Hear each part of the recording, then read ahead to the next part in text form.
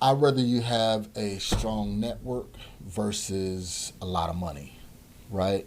And the reason why I say that is because when you have a strong network, let's just say at Azreia, if you come across a deal, you have people in that network that will, one, bring capital to the table. You'll have people in that network too, like Janet Moe with Great American Title, that'll be able to help you close that transaction out with the title company.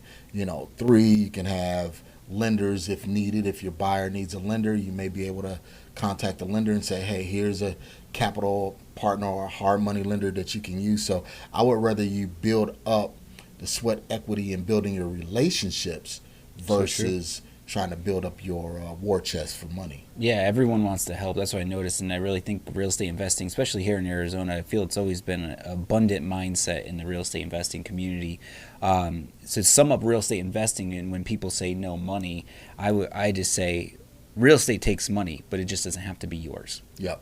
That's it, and that's what Mark is saying. Relationships. If you have those relationships, those contacts, you're going to be able to go to a homeowner and get the property under contract, right, with a piece of paper, right? It doesn't cost you anything there. It's not like a big budget there, right? So then you're going out to the Azreia members that are cash buyers, and you're piecing them together. So you're not buying a house. You're not getting a loan from the bank. You're not getting appraisals. You're not getting home inspections. You're not paying for any of that.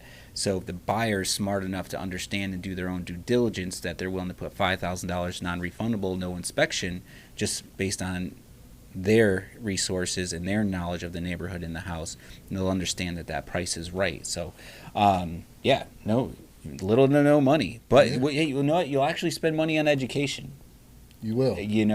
There is YouTube University. There are free ebooks, of course. Soak all that up. But as you grow, we still pay for education to this day. There's just so much about real estate. You're always going to want to further your education, or what's called? Stand on the shoulder of giants. Is it what I think I heard, right? Yep. So it's like you're always going to learn from someone. You can get. We'll probably break that down. But what else we got? Some of the pitfalls, right? One of the pitfalls that I had when I moved here and I started with wholesaling was I didn't know what I didn't know, right? Going through YouTube University, everything seemed like it's so easy to do. One of the major pitfalls that I had, like when you talk about your education, you spend money.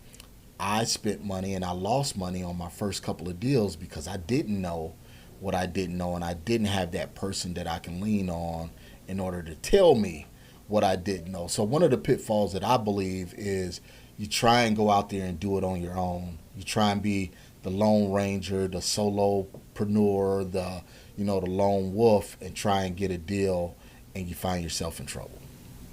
What kind of trouble have you gotten into? Well, I lost $5,000 on my third deal. What happened? Let's hash that up. Let's open up that wound. So basically, I was trying to wholesale a deal that was on the MLS. Now, again, this is only my third transaction. I was confident in what I was doing, but this was my first deal I was trying to wholesale off the MLS. And got the property under contract, everything like that, and I forgot my inspection period deadline.